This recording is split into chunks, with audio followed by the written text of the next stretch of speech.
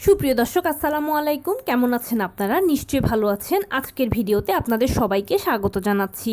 আজকে আমি আপনাদের সাথে শেয়ার করব প্রেগন্যান্সি পিরিয়ডে কিভাবে আপনি অল্প খাবার থেকে অধিক পুষ্টি পাবেন। তাহলে চলুন জেনে নেওয়া যাক। বাই দ্য ওয়ে, মূল ভিডিওতে যাওয়ার আগে একটা কথা বলি, আমি আমার চ্যানেলে pregnancy related, specially normal delivery related অনেক ইম্পর্ট্যান্ট তথ্য ভিডিও আকারে শেয়ার করে থাকি। এই তথ্যগুলো আমার পার্সোনাল এক্সপেরিয়েন্স ও আমার ডক্টরের সাজেশন থেকে নেওয়া। তাই আমার চ্যানেলটিকে যদি একবার আপনারা ভিজিট করেন তাহলে আপনারা আপনাদের প্রশ্নাতীত মনের অনেক প্রশ্নের উত্তর পেয়ে যেতে পারেন। আমন্ত্রণ জানাবো আমার চ্যানেলটিকে একবার ভিজিট করে দেখার। এবারে চলুন মূল আলোচনায় যাওয়া যাক। আমি শুরুতে বলেছি আজকে আলোচনা করব গর্ভাবস্থায় কী খাবার খেলে বা কিভাবে আপনি অল্প খাবার থেকে অধিক পুষ্টি পাবেন। দেখুন, প্রেগনেন্সি পিরিয়ডে পুষ্টির যে কতটা প্রয়োজন সেটা আমরা সবাই জানি। বলতে গেলে এটা অপরিহার্য। পুষ্টিকর খাবার যদি আপনি নিয়মিত গ্রহণ করেন তাহলে আপনি যেরকম সুস্থ থাকবেন, আপনার গর্ভের বাচ্চাটাও সুস্থ থাকবে। আপনাদের মা বাচ্চা যখন সুস্থ থাকবেন তখন দেখবেন যে প্রেগনেন্সি পিরিয়ডটা আপনি এনজয় করতে পাচ্ছেন। অযাচিত বিভিন্ন ধরনের রোগশোক কষ্টগুলো থেকে আপনি সহজে ওভারকাম করে যেতে পাচ্ছেন। এছাড়া ডেলিভারি কাজটা সহজ হবে, ডেলিভারির সময় মতো হবে। এছাড়াও নর্মাল ডেলিভারির চান্সও অনেক গুণে বেড়ে যাবে। তাই সর্বোচ্চ চেষ্টা করবেন যে প্রেগনেন্সি পিরিয়ডে পুষ্টিকর খাবার খেতে। সঠিক পুষ্টির সুষম ব্যালেন্স যেন হয়। শুধু খাবার খেলে হবে না, শুধু পুষ্টিকর খাবার খেলেও হবে না, সঠিক পুষ্টিকর খাবারের ব্যালেন্স যেন থাকে সেদিকে খেয়াল করতে হবে। Iron, vitamin, mineral, calcium, protein, potassium এই সব কিছু যেন সমানভাবে প্রতিদিন আপনার মধ্যে যায় এবং আপনার থেকে আপনার বাচ্চার মধ্যে যায়, সেটা আপনাকে অবশ্যই এনশিওর করতে হবে। প্রেগনেন্সির 80% ডিপেন্ড করে খাবারের ওপরে। পুষ্টিকর খাবার, সুষম খাবার যদি খেতে পারেন তাহলে আপনার প্রেগনেন্সি জার্নিটা অনেক সুখকর হবে।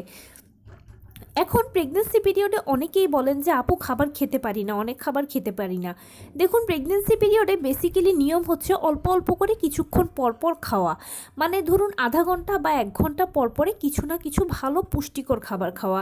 এখন অনেকে হয় কি যে বেশিরভাগ সময় আমরা আমাদের কাজের ব্যস্ততার কারণে সেভাবে আসলে এটা মেনটেন করতে পারি না এবং দেখা যায় যে একবার খাবার পরে সেকেন্ড টাইম বা থার্ড টাইম যখন খাচ্ছি তার মাঝে একটা বিশাল গ্যাপ তৈরি হচ্ছে।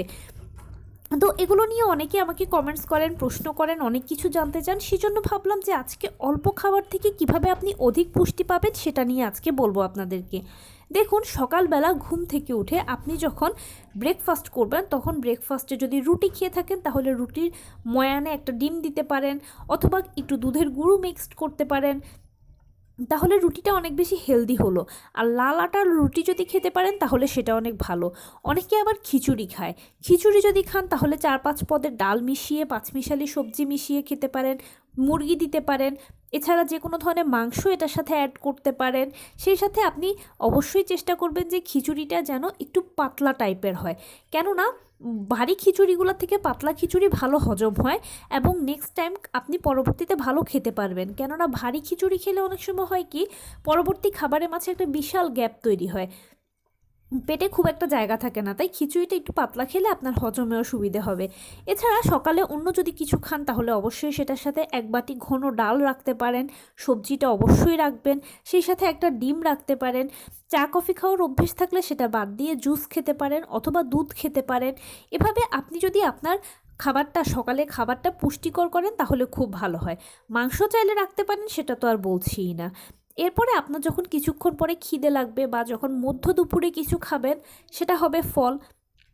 এ সময় ভিটামিন সি জাতীয় ফল খাওয়াটা সবথেকে ভালো। ভিটামিন সি জাতীয় ফল খেলে ভিটামিন সিটাও পেলেন, সেই সাথে এইটা ভালো হজমও হলো এবং এই মধ্য দুপুরে একটু গরম পড়ে ভিটামিন সিটা গরমের হাত থেকেও আপনাকে রক্ষা করবে।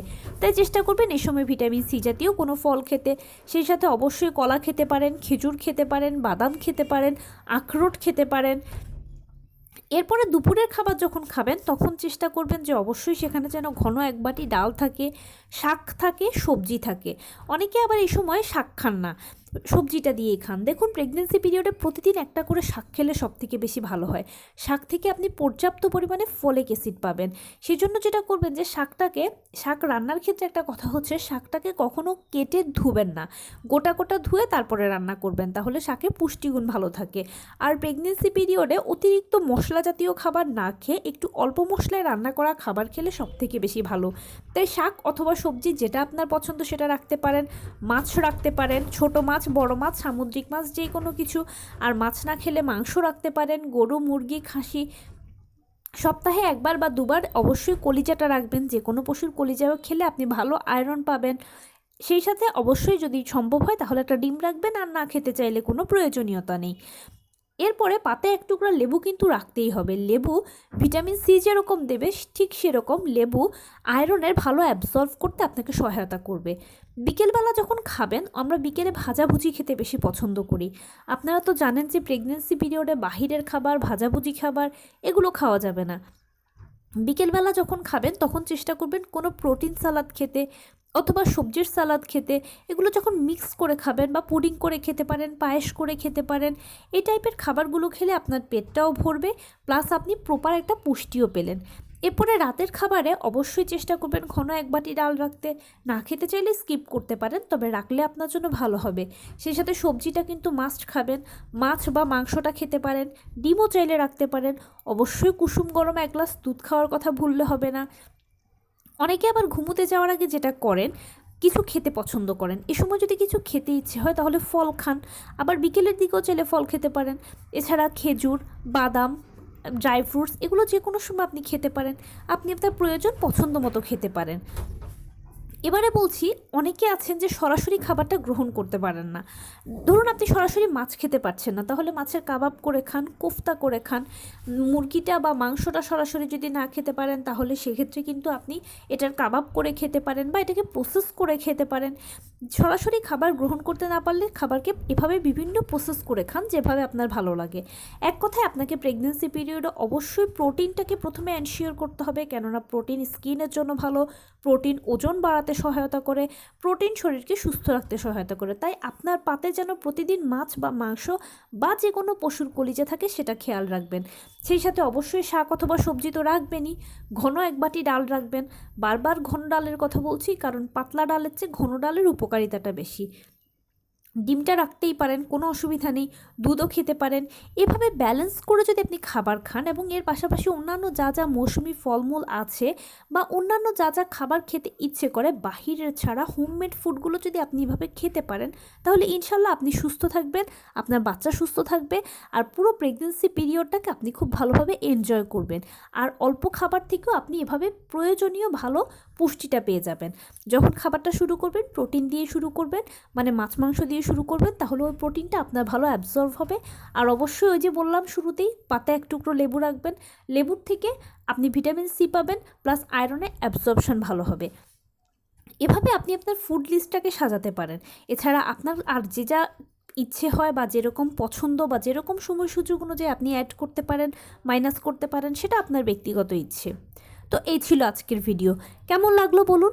যদি ভালো লেগে থাকে ও হেল্পফুল হয়ে থাকে তাহলে প্লিজ লাইক, কমেন্ট, শেয়ার করতে একদম ভুলবেন না।